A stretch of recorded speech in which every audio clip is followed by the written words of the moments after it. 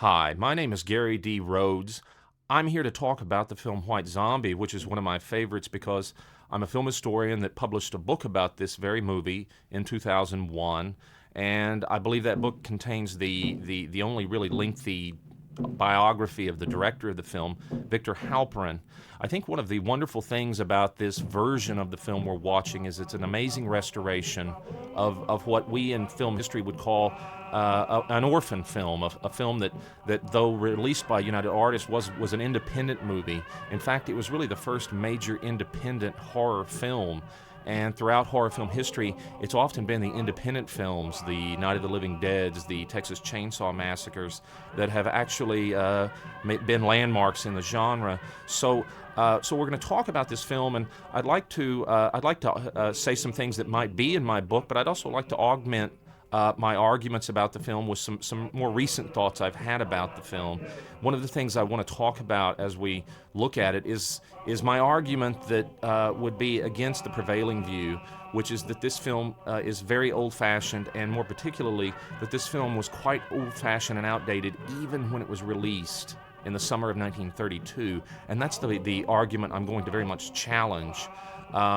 But what we can say for sure as we begin is that this was the first feature-length zombie movie, this subgenre of horror that has remained so popular into the 21st century, and it's certainly the key zombie film prior to Night of the Living Dead in 1968.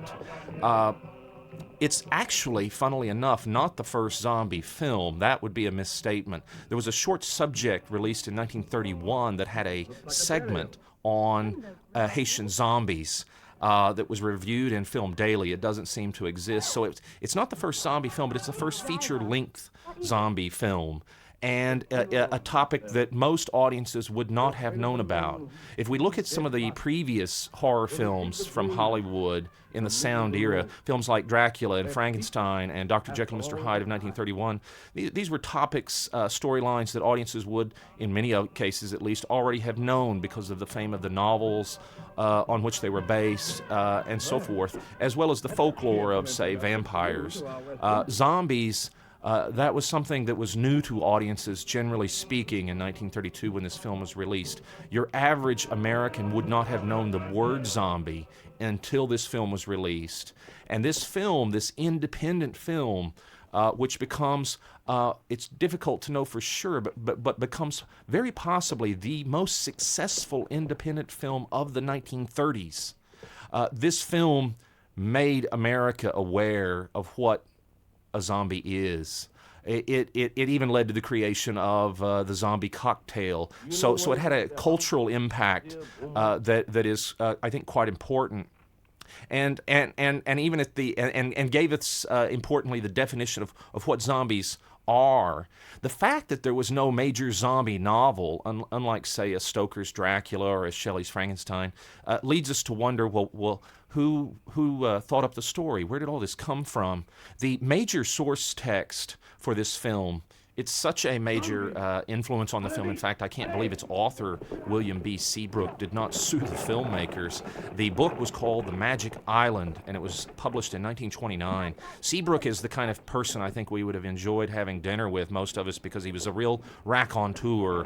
He had been born in the 1880s. He had fought in World War I, and then he seemed to go on a series of adventures, writing travelogues about the adventures in which the story seemed always much more important to him than perhaps the strictness of nonfiction.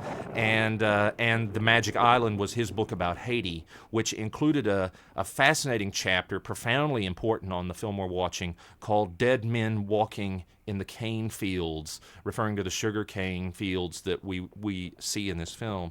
Now, despite the huge influence of Seabrook on this movie, Haiti had really had a particular place in the American imagination in 1932, in part because the U.S. military occupied the country from 1915 to 1936, and so that's something that a lot of audience members, certainly adult audience members, would have known and read about in the daily newspapers of the years prior to this film. Tony Williams the film scholar, has actually, in an old issue of Jump Cut, published a very good essay talking about how the film represents a kind of a macabre version of the forced labor system that the U.S. inflicted on the Haitian population during that military period. Seabrook, though, wasn't the first to talk about this, nor were newspapers with regard to the American involvement in Haiti. Throughout the 19th century, there were a number of books published and available in America about Haiti that, while they did not talk about zombies, they very definitely talked about the voodooism present in Haiti. They very definitely talked about the cannibalism, in some claims at least, the superstitions of Haiti. For example, W. Harvey's book, Sketches of Haiti, in 1827, or even the much more well-distributed book by Spencer St. John in 1884, Haiti or the Black Republic, as it was titled. When in that very book, St. John asked the question, who is tainted by voodoo worship in Haiti? He answered his own question by saying, who is not? What I'm getting at is that throughout the 19th century, in so many American publications and magazines, we get descriptions of Haiti as an exotic place, a superstitious place. And by 1889, we get in an American publication, the Century magazine, the first appearance in America that I've been able to find, at least, of the word zombie in print. The word zombie in print, actually, I did find one reference as early as 1792, but in terms of American publications, that first occasion was 1889. So you've got this big history leading up to William Seabrook and his 1929 book, The Magic Island. Now, that book, The Magic Island, I would say, despite the fact there's so many prior texts, I would repeat that it is the main influence on this film, and that chapter about dead men walking in the cane fields very much informs parts of the movie we're watching. Seabrook, for example, talks about bodies being buried on roads in which people commonly pass so that their bodies would be safe from exhumation. This is what we see at the beginning of White Zombie, for example, in that opening scene where Madge Bellamy, the lead actress, talks to us about what are they doing there in the road. Another aspect of the film that draws upon Seabrook is the mention of vultures and depictions of vultures, because in this film the lead villain, played by Bela Lugosi, a character known inside the film as Murder, his character name. In promotional materials, he was known as Murder Legendre, but in the surviving prints, the word Legendre is never actually heard. At any rate, the Lugosi character, his costume clearly draws on drawings that are in Seabrook's book, The Magic Island.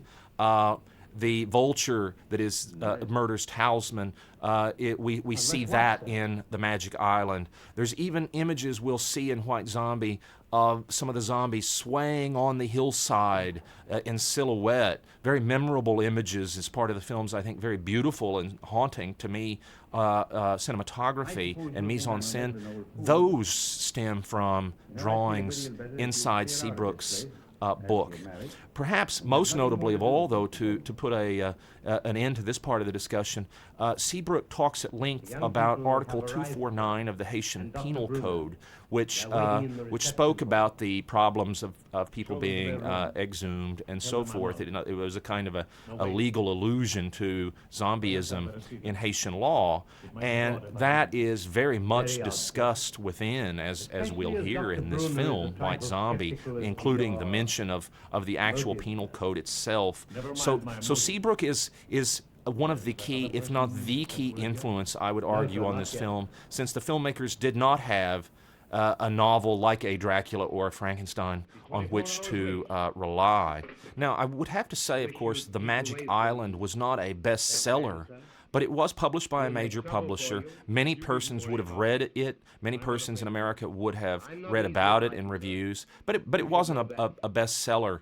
And yet we can also say that book influenced something that occurred between 1929 and its publication and 1932, the year of White Zombie, the film we're watching. And that is a play, a Broadway play that opened in February 1932 called simply Zombie. which was written by Kenneth Webb, and it starred Pauline Stark, who had been and was a notable silent film actress. Now, the story was about an American in Haiti and about zombies and plantations, and that's not entirely unlike what we're seeing in this film with regard to characters like Beaumont, who's even on the screen in the middle right now, played by the actor Robert Fraser, with his boots on there. And so there's a little bit of the story of White Zombie that seems to maybe possibly stem from this Broadway play, which was itself a complete flop. It closed after only 20 performances on Broadway, and then it reopened in Chicago briefly. I will say, though, to conclude talking about that play, even though it was a flop, it seemed to borrow from William B. Seabrook's The Magic Island, and White Zombie seemed to borrow from the play and William B. Seabrook. The author of the play, the producers of the play, actually did try to bring litigation against the makers of our film, the one we're watching now, because of copyright infringement. So while the man who probably deserved the most credit, William B. Seabrook, did not, the authors of this failed play did try to stake their own claim on, among other things, this word, zombie. And as if it could be, although no one technically tried to trademark it, as if it was a brand or a trademark name that somebody could control or own, which was not proven to be true. Now, since we've talked so far about the kinds of texts and ideas that informed the film, I'd now like to switch and talk about the people who actually made it, because I have to say, though, as a personal aside, this has always been one of my favorite films. It's always been one of my favorite horror films. And as much as I've written about the actor Bela Lugosi, the men who made the film are quite fascinating in and of themselves.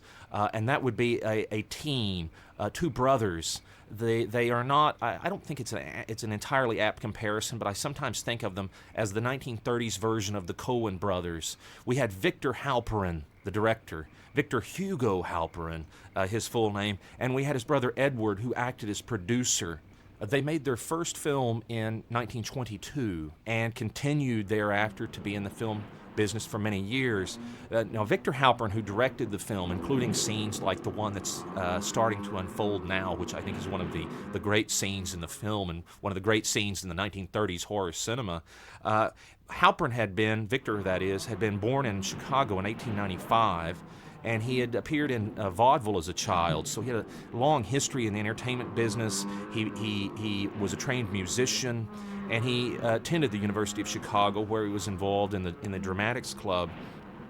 He also attended the University of Wisconsin School of Journalism and entered the military to fight in World War I, although the anecdote I learned from his second wife, who is now deceased, Vanita, the anecdote is the day he was assigned to go overseas was Armistice Day, the very day the war ended. But that was Victor Halperin. Now, from there, Victor and his brother Edward went into business together. They went into the advertising business, and they went into the advertising business when they moved to Los Angeles. And it was there that Victor, not surprisingly, got into the movie business, first writing some westerns for a little company called Cactus Features. And he eventually was able, with his brother, to take over Cactus Features, and he renamed it Halperin Productions after themselves. Their first released film, which, as I already said, came in 1922, was called Danger Point. But their big breakthrough came the following year with a film. I thought it was an interesting title. It was called T, with a kick and an exclamation point at the end of it. I think there should probably be more films that have exclamation points in their titles, because it has such a verve to it. You know, when you say Oklahoma or when you say Oliver, it had that exclamation point, this strange title, this film, which starred some rather notable persons for that period: Crichton Hale, Zazu Pitts, and Chester Conklin. This film became a big success and allowed them to continue building on that success throughout the 20s, making a number of other films that decade as a director and producer team. Now, the idea a lot of people had in Hollywood with the coming of sound, which was, of course, we associate with 1927 and the Jazz Singer, but was actually a several-year process as not only the producers, the studios made the transition to sound, but the exhibitors did as well, installing the equipment to play back sound films. With Hollywood, there were many people in Hollywood that thought that sound, the coming of sound, would be the death of many an independent producer. Or director like Victor, because of the cost of the technology and the changes that were underway. But that proved to be untrue overall as a prediction.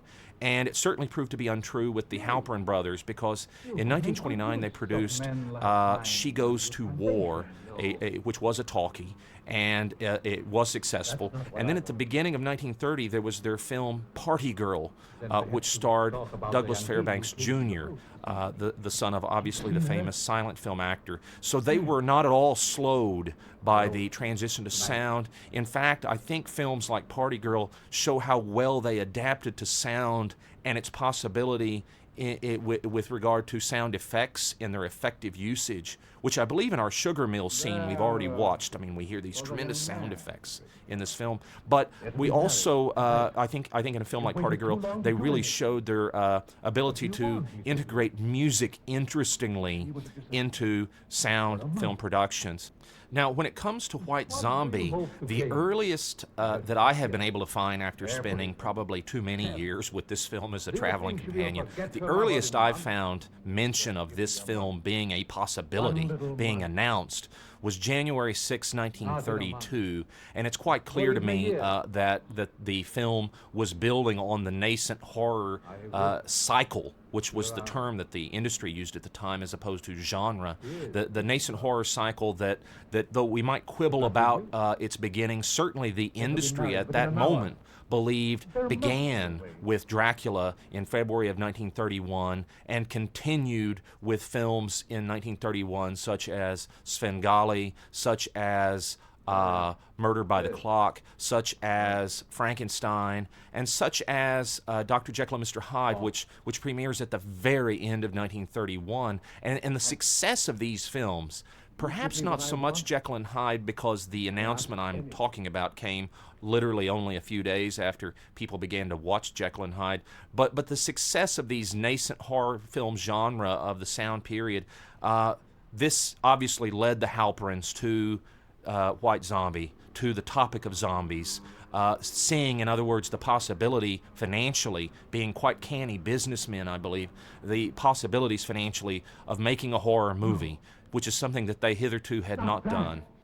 Now, Victor Halperin later recalled that the voodoo practices of Haiti had long fascinated him, long before the making of this film, and that he concocted the idea of the story with Garnett Weston, the man who is credited as screenwriter.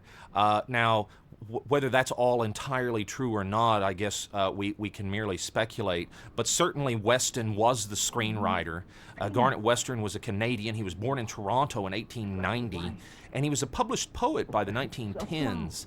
By the 20s, he had made his way to Hollywood and had begun to work in the publicity department at Paramount Studios. But prior to White Zombie, he had only one produced screenplay to his name. It was a 1931 film called The Viking. Now, in terms of producers, I've already talked about Edward Halperin and of course his relationship with his brother, which is, I think, crucial. But another producer, a very notable independent producer of the 1920s, became involved with White Zombie. His name was Phil Goldstone, and like the Halperins, probably saw the possibilities in this growing horror genre. And he was responsible for hiring Madge Bellamy, the actress in our film, the lead actress, whom I've always personally believed has been quite treated unfairly by modern critics who criticize her acting for being somewhat out of date. But one of the criticisms I might make as a rejoinder is that so many of the people, I believe, who write about the early 1930s horror films so often watch them in isolation. And what I mean by that is that they may have watched ad infinitum the early 30s horror films, but don't always watch dozens, even hundreds of films from the early talkie period to perhaps have a more broad view of films themselves at the period. And here I'm talking, to return to Madge, and there she is with her wedding gown. I believe that, in other words, some writers, and I don't want to cast too many stones at others, but they don't watch enough films of the period to know that acting styles themselves were undergoing, as cinema itself was, an evolution with a sound transition that truly was a transition, a multi-year transition. And so I believe Madge has, with all due respect to some prior writers, Madge has probably been a little unfairly treated as far as her acting in this film, I believe personally. At any rate, the producer Phil Goldstone I mentioned earlier was responsible for hiring Madge Bellamy, and she had really hardly worked from 1930 to 32. This was happening. It's not unique to Madge, so again, we needn't beat up on her. It was happening to so many actors and actresses as they did or did not decide to make the transition to talkies. They were or were not able to for a variety of reasons. At any rate, Goldstone paid Madge Bellamy $5,000 to appear in White Zombie.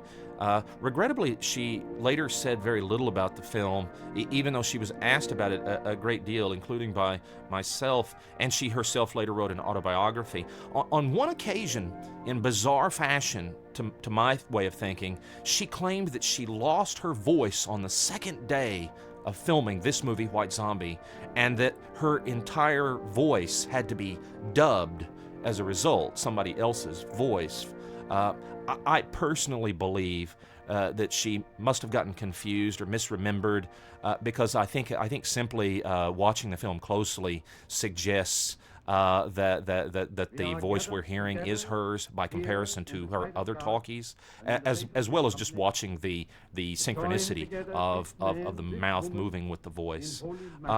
So she got paid $5,000. What does that mean in terms of the whole budget? Well, there's some arguments about the budget, because there was various litigation about this film in the years that followed, and so it's hard to tell exactly how much this independent film cost to make. And of course, that's true in so many cases of all movies, including of that period where some things do or do not get counted against a film's budget.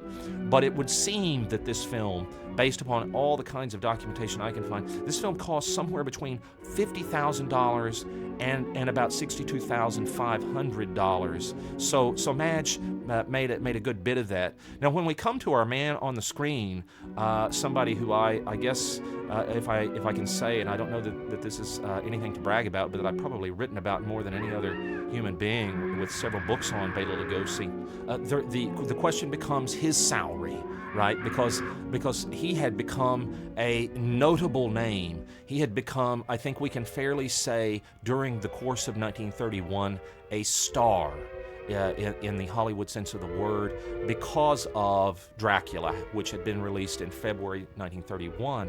So how much did he make? Well, this is a real point of contention, because no contract survives. So don't let any author tell you otherwise. We do not know and cannot know for sure how much he made, unless some new documentation appears that none of us who have written about this film know of.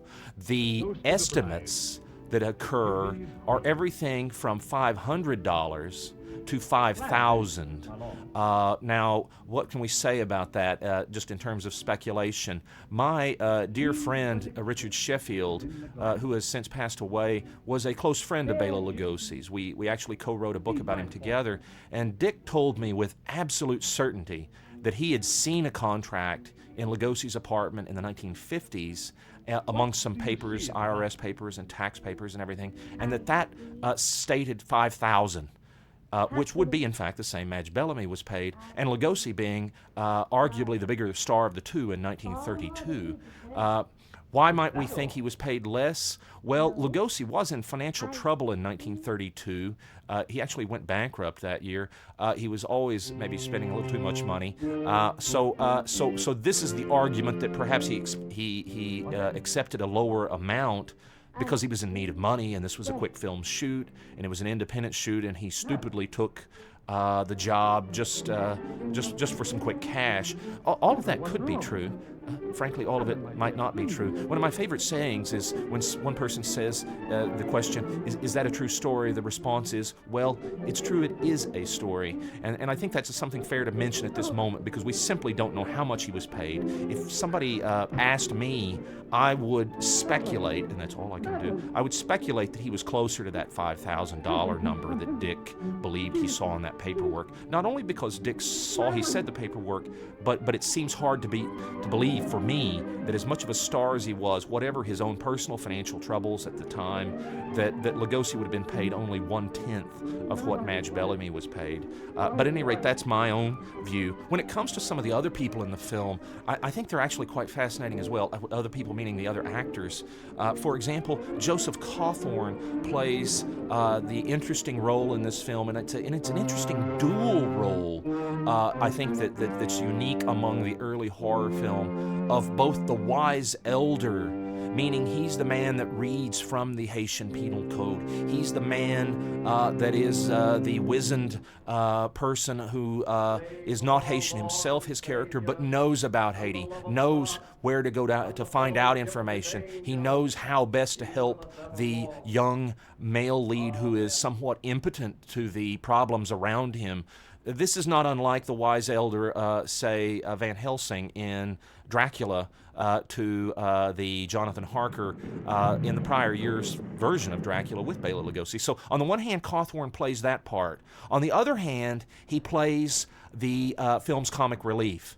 As we'll see, even the final words of the film, him asking for a match so he can smoke some tobacco, and the interesting thing there is we have the wise elder simultaneously being the film's comic relief. It's not unusual for a horror film of this period to have comic relief, of course. We see that in say maybe Dracula with the character Martin, played by Charles Gerard. We see that with maybe Baron Frankenstein in the film Frankenstein. Or even in silent films, Crichton Hale, I think of Shivering Under the Bed in 1927's The Cat and the Canary. So it's not unusual to have comic relief, and it's not unusual, I think, in this period for the belief to be that some comic relief was needed to offset the very purpose of this genre, as its name suggests, to scare people, to horrify people, and thus the comic relief to relieve their tension. So Joseph Cawthorn, who was probably best known as a comedian, he, for example, had been in the film Picho Reno, the comedy in 1931. He was even allegedly President Woodrow Wilson's favorite comedian. He plays this interesting role both as comic relief and as wise elder, so I think that's somewhat unique. Now, when it comes to some of our other actors, we have our friend who's on screen now in one of my favorite scenes in the film, where he's drunken and disturbed. He's in isolation, even though he's in a crowd, so to speak. The other people in this tavern, this bar, this pub, seen only in silhouette, and he, of course, pining for his lost love.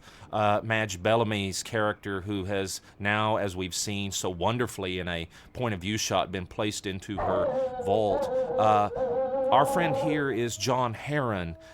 He started his career with a bit part in D.W. Griffith's film Hearts of the World in 1920. Frankly, John Herron was probably best known for being the brother of Bobby Herron, who actually died tragically the same year that John's film career began. But here he is playing what I've essentially already described, the kind of the Jonathan Harker character, the kind of the young male lead who is disunited from his love by the film's villain, or villains in this case, we could argue, that their love is interrupted and has to become a key part of the plot line to be reunited. Here we might say that the film's not entirely unlike Dracula, for example, where Mina and Harker become somewhat separated due to the interloping of the vampire. Now, when I said the word villains earlier, we could say that we're talking about two of our gentlemen on screen now. Bela Lugosi, of course, in the plantation hat, the very one that mimics artwork in Seabrook's book, The Magic Island. We've got this wonderful, I think, now collection of zombies that are being introduced. And I think we, as quick as the film was shot and as low budget as it was, the kinds of things some writers have complained about, I think we can see this wonderful notion, an idea that each of these zombies has its own little backstory as well as very, very different makeup. Now, the gentleman that he's talking to on screen at the moment, Lugosi that is an actor, the other villain, we might argue, of the story, the man who so wants to possess the flower. I think we can rightly call her Madge Bellamy Flower when I say that, because flower is the means by which the zombie powder translates her, makes her become a zombie. The gentleman he's talking to in the film, Beaumont, is played by Robert Fraser, who had long been a Broadway actor. He had also appeared in such films as the 1912 version of Robin Hood and the 1913 version of Rob Roy. So he had this long career, and during the teens and 20s, he mainly played supporting characters as he continued to do after White Zombie. In fact, Lugosi aficionados, whom I assume probably make up the largest number of people buying this Blu-ray restoration, will likely remember Robert Fraser appearing with Lugosi again 10 years later in a film called Black Dragons. Other actors, the one other one I'd like to draw attention to is an actor who I think is a tremendous actor, who has a small but I would argue pivotal role in this film, and that is Clarence Muse, the African-American actor who plays the carriage driver at the beginning of the film. Why do I say he's so pivotal to the film? Well, if we go back to everything I was jabbering about with regard to the word zombie, let's recall that, while the country of Haiti was prominent in the American press for so many years, while there had been so many books about Haitian superstitions, when it comes to that specific word zombie, many audiences in the summer of 1932 simply wouldn't have known the word. There had been the word in Seabrook's book, but many people would not have known the actual word zombie or a definition of it. Now, this is quite different from, say, Dracula, which had been the novel and the stage play, and even aside from anybody who had or had not read or seen those things, the people knew what a vampire was due to the prevalence of that folklore in so many respects. But here we have the problem of what is a zombie? What is Madge Bellamy, who's now in her coffin, being carried in a shot that we're seeing at this very moment that also kind of mimics, I think, some of the artwork in Seabrook's book, The Magic Island. What is a zombie? Again, it's such a pivotal question in the summer of 1932. Everyone knows now. Few, relatively speaking, would have been able to talk in any length on the subject in 1932. And it is our friend, the actor Clarence Muse, that carriage driver, that actor who was such a great actor in so many respects, with such great dignity, I believe. It is he who explains to the audience at the beginning of this film what zombies are. And that, I believe, is so crucial. In terms of Muse, he had begun making films in 1929, but he was a multi-talented thinker and writer and well-respected, even in the early 1930s, with, among other things, the fact he had written the lyrics to the song When It's Sleepy Time Down South that became Louis Armstrong's theme song. And now I'd like to talk about a few of the people who made this film, including somebody responsible for the very images we're watching now, which is another of my favorite scenes, because we just started on actor John Herron's back, and the camera has moved backwards to now show us John Herron with Joseph Cawthorne, and this entire scene unfolds in a single shot, but with regularly, within reason, I think, for the time period, regularly mobile camera work. The cameraman on this film was Arthur Martinelli, whose career dates to at least 1918, and he had worked on films with the likes of John Barrymore and Mary Pickford. But during the second half of the 20s, for no good reason that I can seem to find, his career seems to have slowed up a bit. And it would seem to me, in my research, that White Zombie was his first credited film of the 1930s.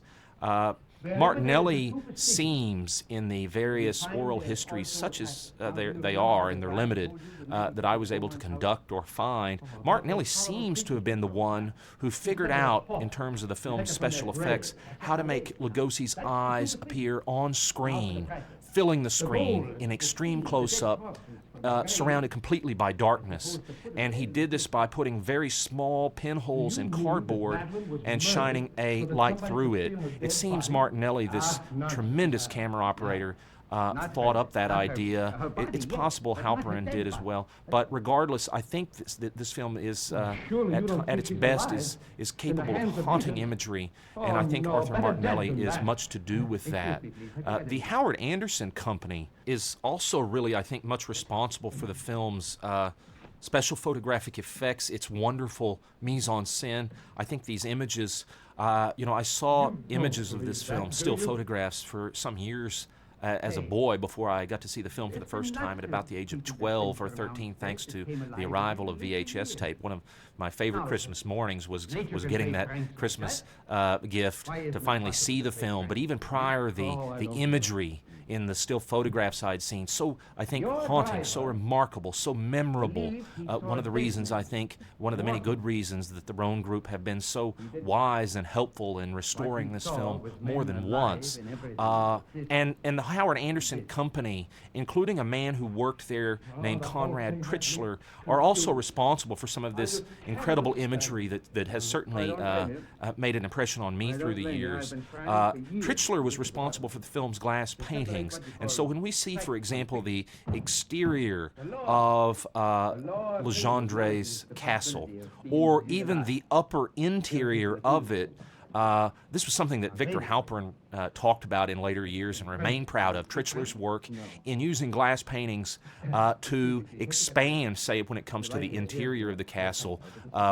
Only part of what we're seeing, the lower section, is an actual set, the upper section being Trichler's glass paintings. The final person, I think, to mention here is the makeup artist, a name that would be well known, I think, to most of the persons watching this DVD, and that would be Jack Pierce. There was also a man named Carl Axel who helped on the makeup. But Jack Pierce was the man who, among other things, we think of when we think of Universal horror films, when we think of the makeup for the Frankenstein monster in the 1931 and subsequent versions, some of the subsequent versions, when we think of the Wolfman, when we think of even Dracula. The argument has often been that though Jack Pierce did the makeup for the film Dracula, that he did not himself work on Bela Lugosi's face. Like my good friend Michael Blake, who is the author of several books on Lon Chaney Sr., I disagree with that view, which is based merely in speculation. I think Pierce did work on Lugosi for his makeup for Dracula, which is so different than what Lugosi had applied for the stage version, as well as probably helped apply the little hairpiece that Lugosi wore in Dracula to make the more pronounced widowpeak he had in that film, Dracula. Pierce is our makeup man here. If there's one makeup artist in the classic era of horror films to talk about and to laud, it would be Jack Pierce, and he's responsible for the makeup in this film, including some of that wonderful and very distinctive from zombie to zombie, I would argue, makeup that we see in this film.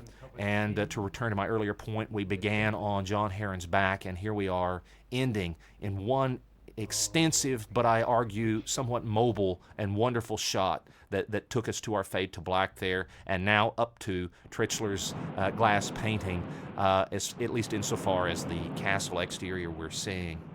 Now, from the production crew that we've talked about, the actors we've talked about, the origins of the story, at least some of them, William Seabrook and so forth, I now want to talk just a little bit about the film's production. The film was shot, it would seem, there's a couple of little discrepancies, but it would seem, here's more wonderful mobile camera that we're getting from Arthur Martinelli. The film, I think, was shot over 11 days, seems to be the best estimate, in March and April of 1932. Some of the publicity would claim that the film was shot in Haiti, but that's complete nonsense. Clarence Muse, the actor who plays the carriage driver that I was applauding earlier, later claimed that the film was shot on the backlot of United Artists, but I think, with all due respect, he was simply misremembering because United Artists eventually became the distributor of the film, and I think he simply just made a little bit of an incorrect comment there in his memories. The assistant camera operator, Enzo Martinelli, remembered and I believe quite correctly remembered, shooting the entire film at Universal Studios, except for some exteriors. Now, my good friend, my dear friend, the late George Turner, many persons affiliated with the American Society of Cinematographers will no doubt know of his affiliation with that organization. He was, like myself, quite entranced by this film and wrote about it, I think even probably before I was born. Did some of the most important early work, I would argue the early work on this film in terms of production history, in terms of film history. We should give the credit to George Turner. I certainly would. And he, living in California, was able to find a few of the locations off of the Universal set for some of the exteriors that were used. And some of them, I think, shot at night, because one of my favorite images in the film, of the many, are when we see breath, actually icy breath, coming out of the mouth of Legendre as he's speaking.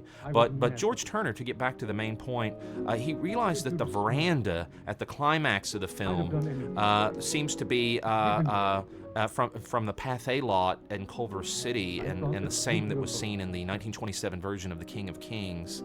And he also seemed to determine, and I believe he's correct, George Turner, that the cliff where Neil, John Herron, and Dr. Bruner, as played by Joseph Cawthorn, camp, that's around Bronson Canyon, California.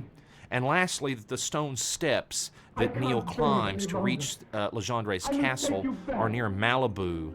So I believe we have to give full credit to George Turner for determining some of these locations in terms of the film's rather, we could argue, short production. Although I think it should be underscored again with regard to talking about horror films of the early 30s in isolation. A couple of weeks shoot was not uncommon even for some, certainly not all, but some studio films as well. So at any rate, we'll give credit to George Turner there. We'll give credit to Arthur Martinelli for this wonderful use of depth and composition that we just saw. But we'll give credit to George Turner because all too often, I think, in terms of the history of horror film history and historians, plagiarism and repetition without proper accreditation occurs all too regularly. And so we will thank George Turner for a lot of the field work he did for what I've just been able to say. Now, so we've got that film being shot, 11 days, March, April 1932. Then what happens? What happens is that an organization gets involved, an organization called the American Securities Corporation, often referred to in the industry press of the time as the ASC. They were not actually a producer of the film. They didn't get involved until the film had already been shot, but they got involved around May or so. And I say or so because we don't know the exact date. One of the problems with to reuse an earlier term, orphan films, independently made films, is that there aren't always expansive studio files available to go through. Not that we can always go through the studio's own files either. But it looks like the ASC got involved around May of 1932 after the shoot was completed. And their role, their purpose for this film and in general was to advance capital on completed negatives. So they provided money in the end stages of independent films, which it takes, I think, with ease we can understand why they would do that, because that would be a rather safe time to get involved financially in an independent film. The general manager of ASC at that time was Sherman Krellberg, who had a lengthy history with this film long thereafter in terms of its reissues, and seems to have played a key role in the film's original distribution in 1932 because it was an independent film. And how do we then, as now, how do we get an independent film onto theater screens? And Krellberg and the ASC were important in that regard. In fact, they were important in that regard because Universal attached the White Zombie negative for some 8,607 in notes owed to them by the Halperins for the use of their studio rental space, and Phil Goldstone and the ASC finally settled that in July of 1932. This money owed for $11,000. So the Halperins, in other words, were in need of the ASC. They were in need of Krellberg and this last-minute money, even after shooting the film. Now, originally the Halperins had looked to Columbia and Educational Pictures for financial assistance for distribution, but after the ASC became involved, Krellberg began to look at other possibilities, states' rights distribution, whereby a film would be sold to different territories, territory by territory. But in the end, all of these parties that became increasingly involved in this wonderful, I think, horror film, all of these parties finally agreed on July 12, 1932, to a deal with United Artists to distribute White Zombie. So when sometimes people write about White Zombie being a United Artists film, this is why. It's unfair to call it a United Artists picture because it was entirely, at least 99.9% finished, we could argue, before UA even became involved. They were there for the distribution, not for the production of the film. Now, the Halperins had actually already previewed the film in mid-June, prior to United Artists coming aboard as distributor. And at that time, the film was 74 minutes in length. Further cuts, which to be fair, could have been made in part as a result of that preview, in part as the result of any number of persons we simply don't know. Krellberg, others suggesting small snips here and there, perhaps even persons at United Artists. But the further cutting brought the film down to 69 minutes when it went into original, when it was shown at its premiere and it went into its original distribution. Now, I'm going to stop for a moment because this scene we've just seen, I hesitate to say something I feel I must say because it's disappointed me ever since I first noted it many years ago. We've just lost our friend, the butler, Silver, I think in this wonderful scene where he's been carted off and thrown to his death. Unfortunately, the actor holds his nose at the moment he hits the water to, I suppose, not do an intake of that water, but it kind of spoils, I think, the otherwise very ominous, horrifying scene. But at any rate, so we have about a 69-minute film that premieres at the end of July in 1932, not too long after United Artists got involved. Now, this is, I think, a fascinating period for the horror film because, we've had such a small number of horror films in the sound period in Hollywood prior to White Zombie. So many persons at the time did look towards Dracula as being the first of those rather than a few prior possibilities we might name, like The Cat Creeps of 1930 or, say, even The Terror of 1928. But regardless, this is relatively early, and it's, I think, an important moment in the evolution of the American horror film, the American sound horror film, for many reasons. But one of them is that there was a great deal of concern in the industry at that moment about both horror films and gangster films. We could say Public Enemy and Little Caesar of 1931, the same year, for example, as Dracula and Frankenstein. The parent-teacher organizations that complained about these films, the fears that they might harm children who watched them, the fear that they would have backlashes in local communities. There was a lot of people in Hollywood by 1932, once it became obvious with the various films I've mentioned, including Dr. Jekyll and Mr. Hyde, that the worry was, okay, these films are making money. It is becoming, to use the language of the time, a cycle. A lot of people were saying, oh goodness, we really should not let this happen, along with the gangster pictures, because they're going to cause us more trouble than they will help us. And so we should try to really slow up on making these films. But White Zombies, huge success that summer, I think, comes at a real critical moment where others will say in the film industry, the money we're making off of these films outweighs any dangers, backlashes they may receive in whatever communities. For the film, however, United Artists, knowing the very kind of problems I'm talking about, they developed some interesting and quite different ads for the films. And to go beyond that, I would say individual exhibitors across the country who quite regularly created their own ads rather than using studio materials. Ads, for example, for newspaper publication, they varied a great deal. Some ads used the word horror, for example, to describe what kind of film is this.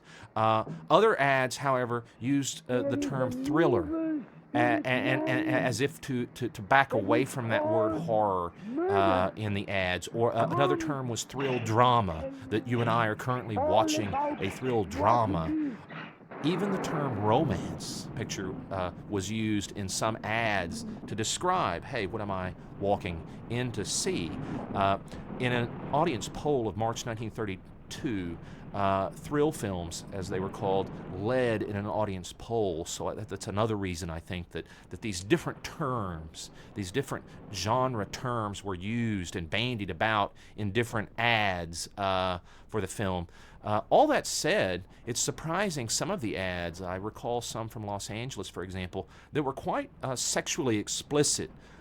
Showing, for example, these eyes of Lugosi's, these penetrating eyes that we see in the film.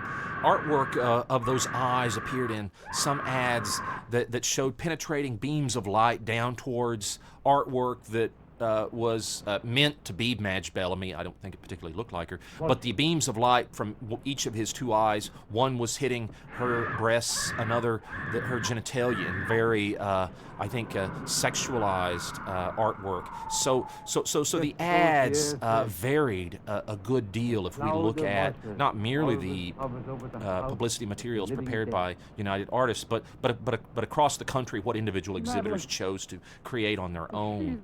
Now, in terms of the next topic, I think that's logical to discuss is how did the film do, or how was it received, the response? And you'll look in some thumbnail sketches of horror film history that will say, well, the critics hated this movie.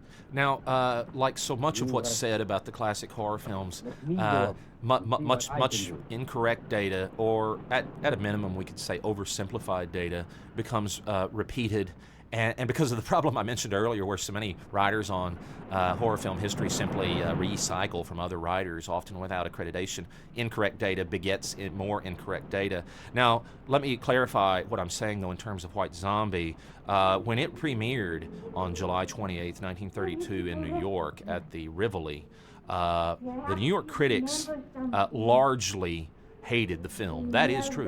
The New York critics largely hated the film. The key exception is the New York Daily Mirror. When the film almost very quickly makes its way to Washington, D.C., critics there seem to hate the film as well. In fact, in an interesting moment, something that I find quite interesting, some of the advertisements begin to use the fact that critics in New York largely disliked the film and panned it as a way to promote audiences going to see it. In other words, your snooty newspaper critic didn't like it, but audiences love it. And the box office take at the Rivoli certainly proves that to be the case. The Rivoli, the premiere, the photographs of the exterior of the theater are wonderful, with the huge ballyhoo efforts that were used. At periodic moments during the day and night, 9 actors appeared on a stage built above the exterior theater marquee, going through scenes from the film, enacting them live to help draw in audience members.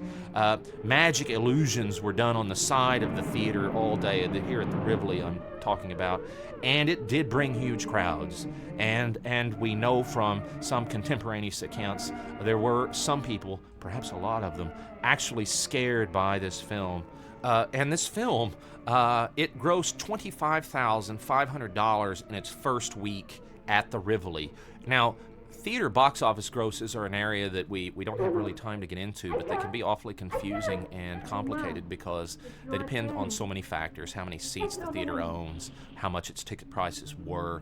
The fact that we hear and to give a number that might sound high or low doesn't necessarily speak to how much profit, real profit, the theater made. But in this case, we do know that the Rivoli reported that $25,500 was for them a, quote, huge gross. It made $15,000 its second week at the Rivoli. and it dropped off to what they considered a fairly sickly, to use their word, $8,000 gross in its third week. But it's doing well, and what we begin to see happening to maybe make more clear some of the things I've been saying, including about the film's reception, is that it does strong business. We can prove this with theater exhibitors' reports from the period. It does strong business in many cities across the country.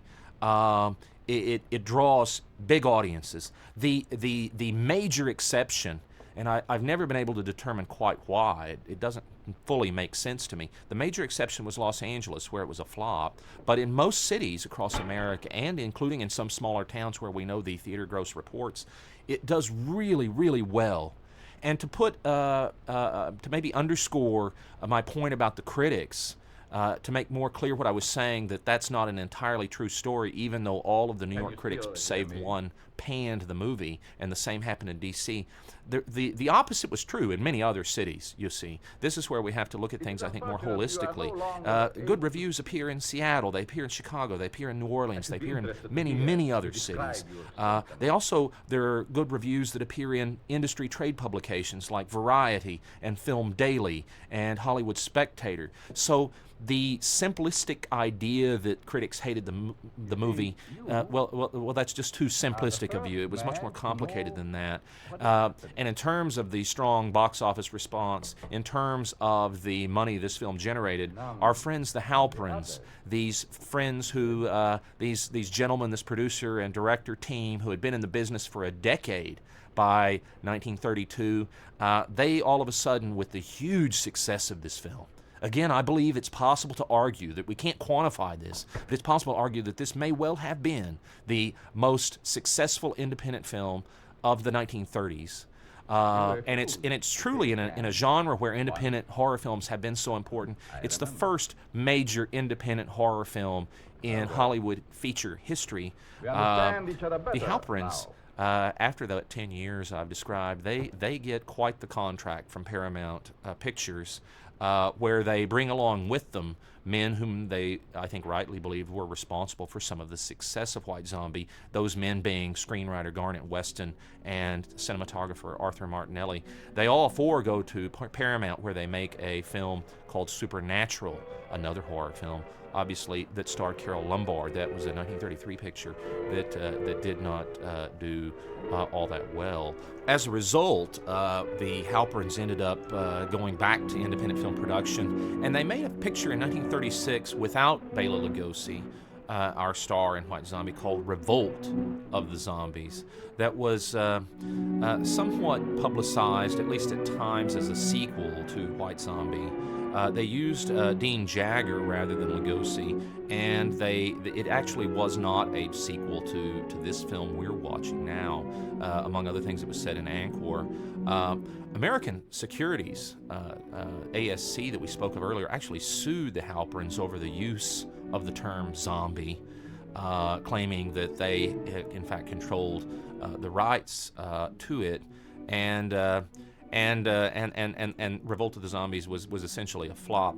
The Halperins continued to make other films in the 30s, and Victor himself continued in the entertainment business until the 1950s, including a move into television production.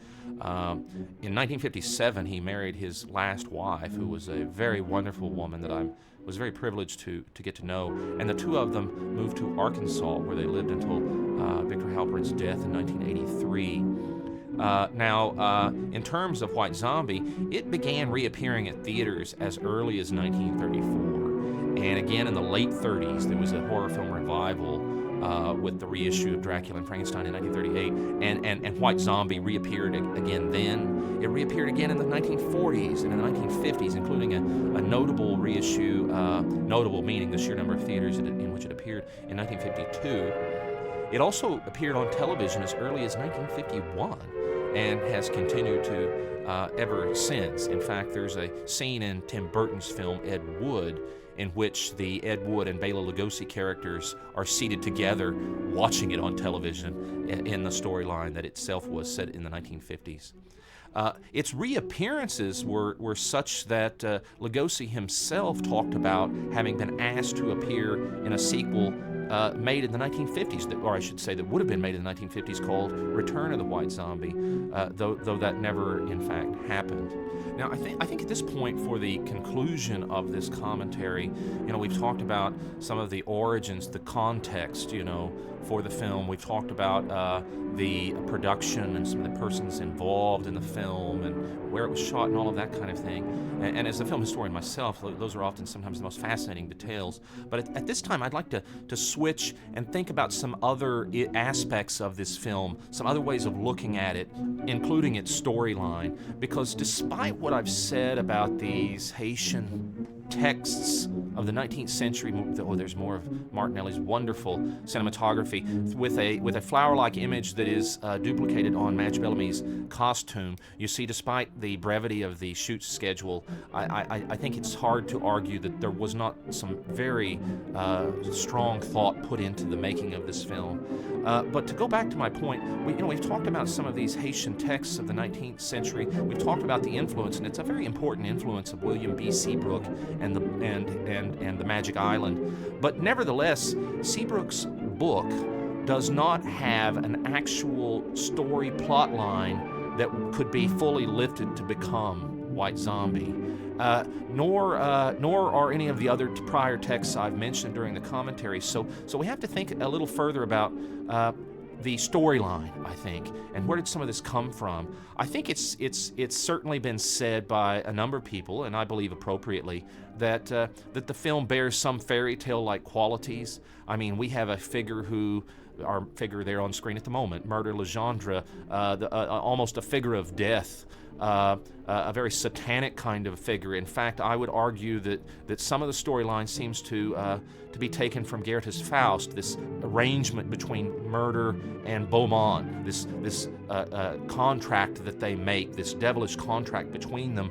And I'd go further and say that with regard to Jack Pierce's makeup for Lugosi, that he appears so much like many of the drawings and even photographs of, say, stage versions of Faust that had been staged prior to White Zombie. Say, speaking about the Widow's Peak and the goatee, we can find Calliope and so many persons who playing Mephistopheles.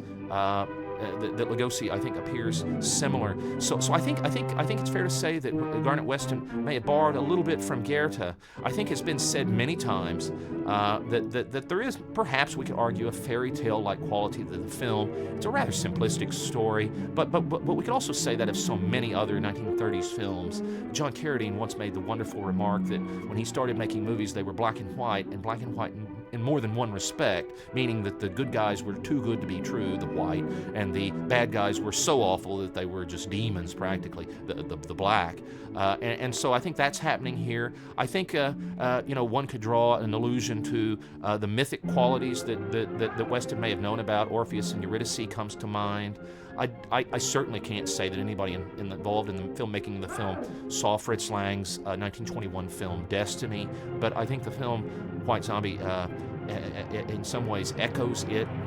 Now, I don't have time to go into what could be the many other possible influences upon the film, but I think to conclude this section of the commentary, I would say that we have to consider that du Maurier's Trilby, the famous novel of the late 19th century, and the fact that it had become made into the famous film Svengali the year before with John Barrymore, the kind of hypnotic control of Legendre over, say, our friend here on screen, our wonderful actress Madge Bellamy.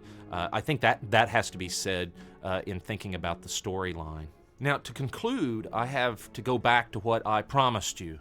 The promise I made that I would talk about and hopefully, even if I do not convince you, discuss and make us think about the fact that White Zombie is not nearly as outdated as so many people have always argued, certainly not by 1932 standards.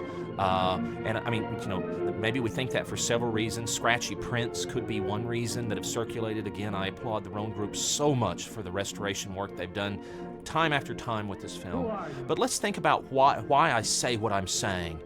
In terms of imagery, we can say that this is the first sound horror film in America to use superimpositions. scenes, and we get them with Madeline, Madge Bellamy's character, in the pub while Neil is drinking. We get them with Legendre's eyes, including at the beginning as they seem to hover over the Haitian environment.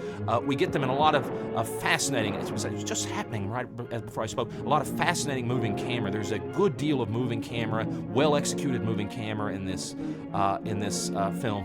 The optical printing in this film is well worth noting in terms of its visuals. Only Dr. Jekyll and Mr. Hyde had previously used optically printing for split screen, and we see split screen in here. We also get wonderful transition wipes, optically printed wipes that move from one scene to another.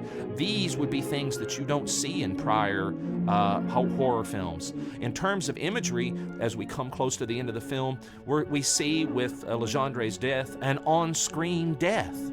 In this case of the villain. Something that, if you go back to Dracula, Frankenstein, Murder by the Clock, Dr. Jekyll and Mr. Hyde, the other sound horror films, something that you don't generally see. Murders in the Rue Morgue, another example, you don't generally see. So these are reasons in terms of imagery that I would say that this film is certainly modern in many respects by 1932 standards. This would also extend to the film's editing, and not merely the kind of optical transitions I've mentioned, but in terms of its editing speed, its pacing.